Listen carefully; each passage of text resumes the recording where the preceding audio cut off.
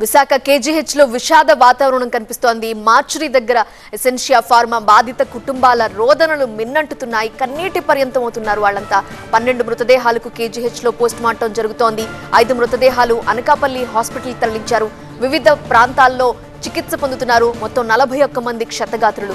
Fama ప్రమాద మృతుల కుటుంబాలకు ₹1 కోటి పరిహారం ప్రకటించారు కలెక్టర్. చికిత్స పొందుతున్న వారికి అందరికీ కూడా పరిహారం ఇస్తామని కలెక్టర్ హామీ ఇచ్చారు. ఈ పరిహారంపై అధికారిక ప్రకటనకు బాధిత కుటుంబాలు పట్టుబడుతున్నాయి. ఆ తరువాతే మృతదేహాల్ని తీసుకువెళ్తామంటూ ఆందోళన చేస్తున్నారు.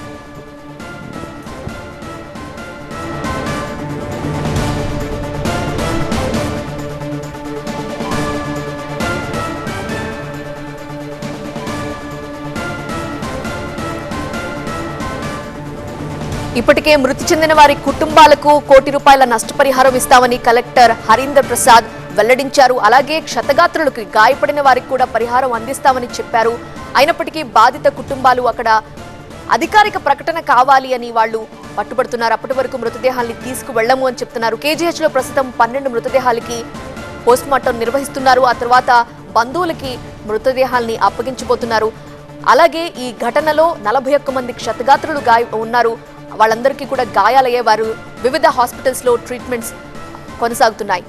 అయితే కేజీహెచ్ వద్ద ఎలాంటి పరిస్థితుందో వివరించడానికి మా ప్రతినిధి కోటేశ్వరరావు లైవ్ లో సిద్ధంగా ఉన్నారు. కోటేశ్వరరావు, బంధువులకి ఇన్ఫర్మేషన్ ఇచ్చారా?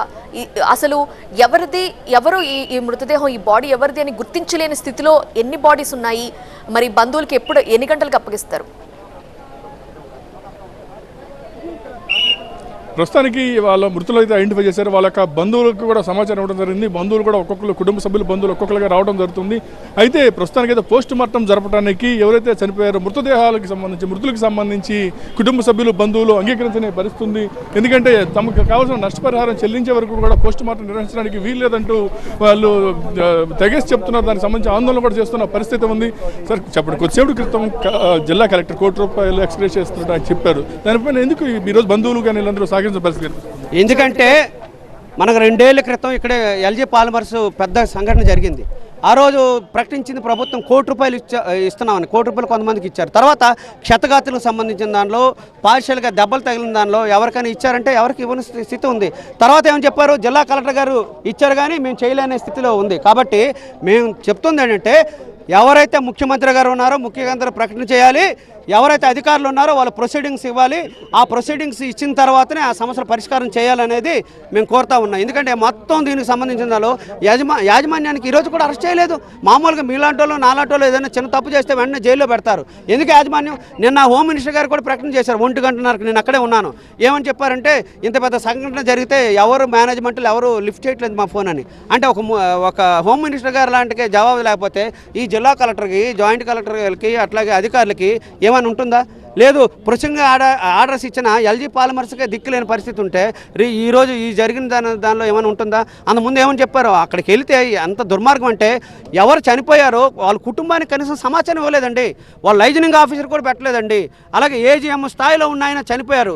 ఒక మహిళ ఒక చెట్టు మీద మొత్తం వివస్త్రంతో ఉండి చనిపోయింది. చేతులు కాళ్ళు పోయాయి. ఎవరిని ఐడెంటిఫై లేని స్థితి వచ్చేసింది.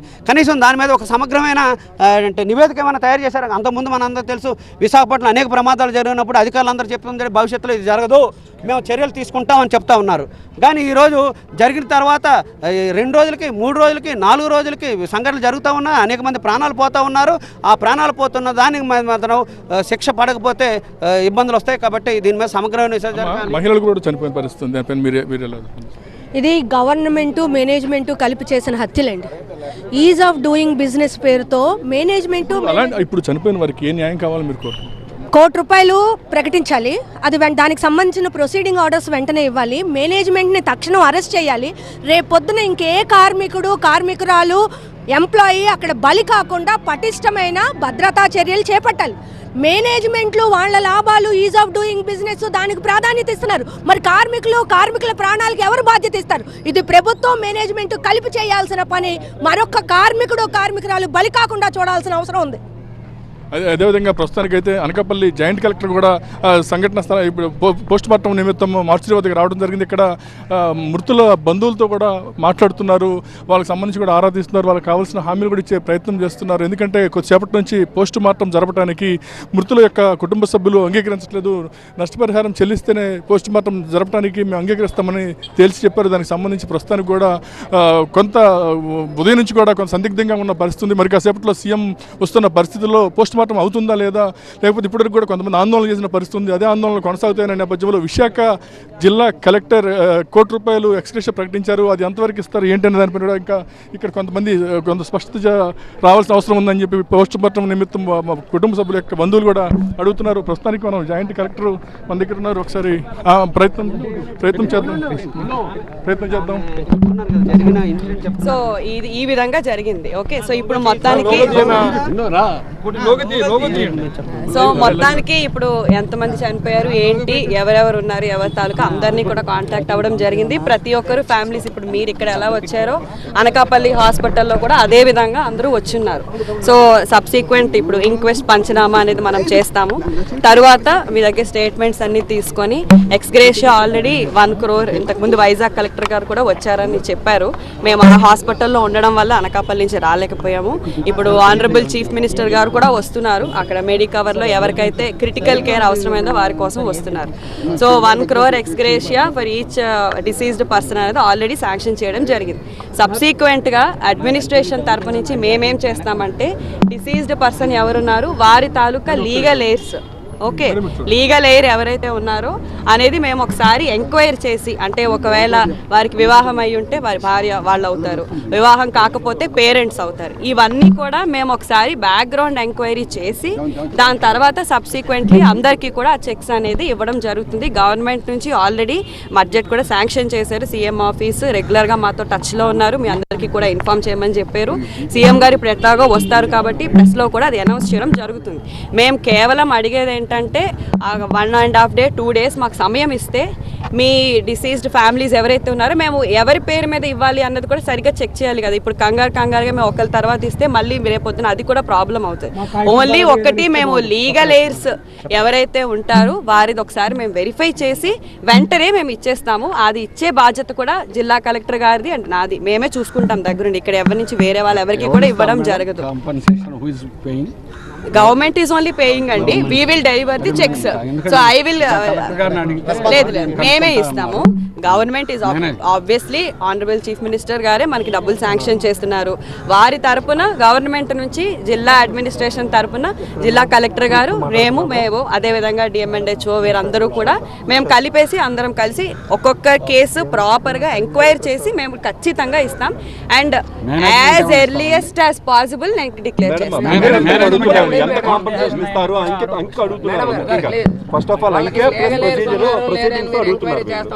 మేనేజ్మెంట్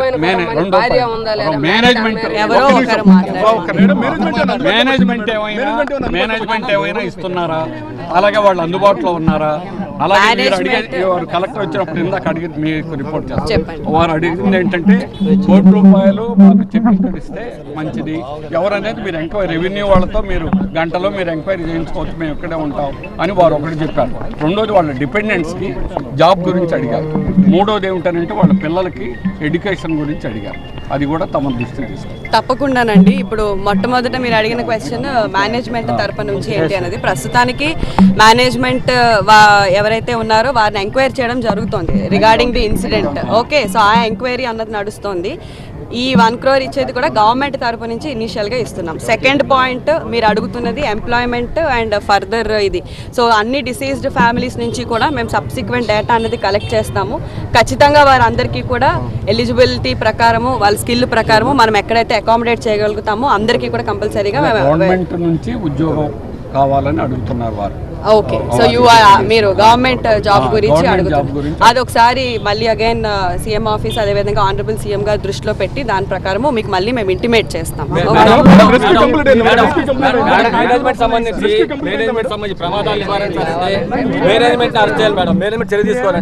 తరచూ ప్రమాదాలు జరుగుతున్నాయి. ప్రమాదాలు జరిగిన ప్రభుత్వ అధికారులు మీరు వస్తున్నారు, మీరు కష్టపడి చేస్తున్నారు. కాకపోతే ప్రమాదాలు ఆగాలండి. డబ్బులు మనం ఇస్తున్నాం, ప్రభుత్వం డబ్బులు ఇస్తుంది, ఓకే సంతోషం. కాకపోతే మళ్ళీ ప్రమాదాలు జరిగి మళ్ళీ ప్రాణాలు కోల్పోతే ఆ కుటుంబం వీధులు పడుతున్నాయి.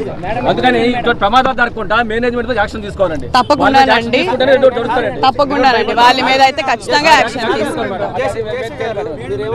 యాక్ట్ ప్రకారం మేనేజ్మెంట్ కెన్ బి ప్రాసిక్యూటెడ్ అని ఉంది. ఇంతవరకు మేనేజ్మెంట్ ని అట్లాంటిది ఏమీ జరగలేదు, అరెస్ట్ చేయలేదు అని అంటే ఎందుకు చేయలేదు అని కూడా ప్రజలు లేదండి. Enquiry is already in process. Enquiry is already process. There will be forensics who will be coming. వాళ్ళంతా చెక్ చేశాక ఎంక్వైరీ మొత్తం కంప్లీట్ అయ్యాక proper penal action include sections అన్ని ఇన్వోక్ చేసి we will take action on the concerned management.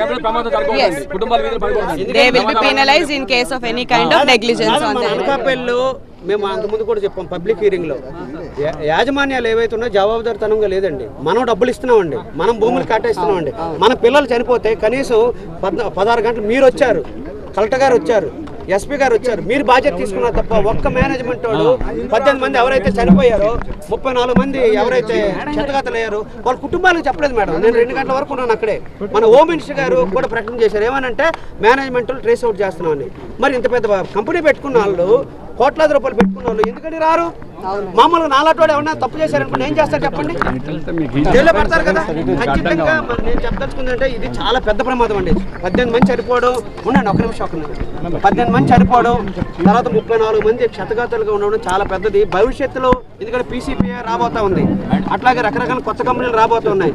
ఈ ప్రమాదానికి కానీ ఉదాసీనంగా వ్యవహారం చేస్తే చాలా ఇబ్బందులు వస్తాయి అనకాపల్లికి సంబంధించిన దాంట్లో. కాబట్టి మీరు ప్రాపర్గా చట్టం ప్రకారంగా మా సిఐటి జనరల్ సెక్రటరీ చెప్పారు, దాదాపు ప్రాపర్గా ఈ సేఫ్టీ ఆడిట్ జరగట్లేదని మేము గుగ్గలు పెడుతున్నాం అండి. సేఫ్టీ ఆడిట్ జరుగుంటే అది ప్రమాదం జరుగుండేది. యాజమాన్యానికి సంబంధించిన దాంట్లో నాకు తెలిసి ఏజీఎం స్థాయిలో ఆ ఏజీఎం స్థాయిలో ఎప్పుడు చనిపోలేదండి. దానికి కారణం ఏంటనుకున్నారు? హెచ్ఆర్ డిపార్ట్మెంట్ లో కెమికల్ పెట్టుకున్నారు. ఎక్కడ పెట్టాలంటే ల్యాబ్ లో పెట్టాలి. ల్యాబ్ లో పెట్టుకోకుండా హెచ్ఆర్ డిపార్ట్మెంట్ లో పెట్టుకొని అది మూవ్ చేస్తున్నప్పుడు ఎలక్ట్రికల్ దాని మీద పడి రియాక్టర్ పేరడం వల్ల ఎవరినైనా మనం కనిపెట్టగలిగామమ్మా. చేతులు పోయాయి, కాలు పోయాయి, వాళ్ళ కుటుంబాలు వచ్చి ఏడుస్తుంటే మా పిల్లలు పోయారనే చెప్పడానికి అర్థమైందండి. ఖచ్చితంగా ఇప్పుడు ఎంటైర్ ఇన్సిడెంట్ ని మనం అంతా తీసుకునేసి దాని ప్రకారము టీమ్స్ వేసాము. ఇన్ డెప్త్ ఎంక్వైరీ కూడా జరుగుతుంది. ఎంక్వైరీ రిపోర్ట్ కూడా మనం రాసుకునేసి వాళ్ళకి ఖచ్చితంగా దాని ప్రకారం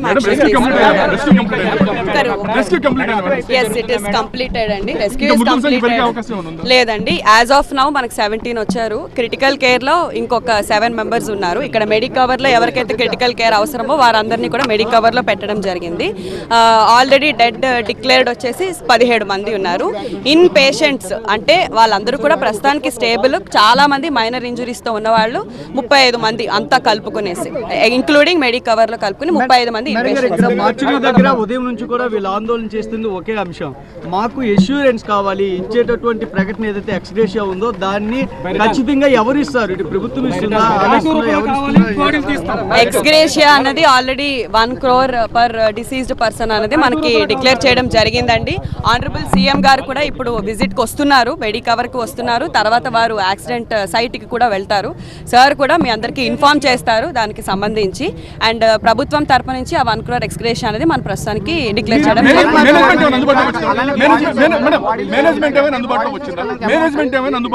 వాళ్ళ ఎంక్వైరీ చేస్తున్నారండి. What whom ever people they could find police ప్రస్తుతం వాళ్ళ ఎంక్వైరీ చేస్తున్నారు. మీరు ఇప్పుడు వీళ్ళకి ఏం చెప్తున్నారు మేడం? ఇక్కడ బాధితుల కుటుంబ సభ్యులు ఉదయం నుంచి కూడా పడిగాపులు కాస్తున్నారు, వాళ్ళకి ఏం చెప్తున్నారు ఏంటి? సో ఇక్కడ బాధిత కుటుంబ సభ్యులందరికీ నాది ఒకటే విజ్ఞప్తి అండి.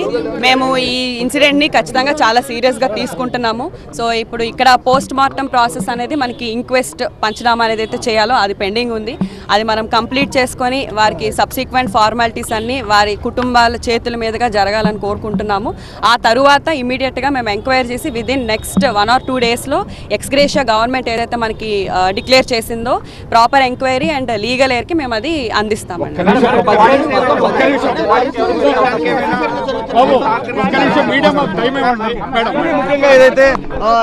ఇది పరిస్థితి ప్రస్తుతానికైతే ఇది పరిస్థితి. ఇది పరిస్థితి. ప్రస్తుతానికి జాయింట్ కలెక్టర్ అయితే అనౌన్స్ చేశారు, ₹1 కోటి ఇస్తాము అని చెప్తున్నారు. ₹1 కోటి ఇవ్వడంతో పాటు క్షతగాత్రులకు కూడా ఎటువంటి ఇబ్బంది లేకుండా వారికి కూడా మేము నష్టపరిహారం చెల్లిస్తామని చెప్తున్నారు. ఏదైనా మరికొద్దిసేపట్లో పోస్ట్ మార్టం కంప్లీట్ చేసి మృతుల బంధువులకి కుటుంబ సభ్యులకి మృతదేహాలను అందించే అవకాశం అయితే కనిపిస్తుంది. ఇది ఇక్కడ పరిస్థితి.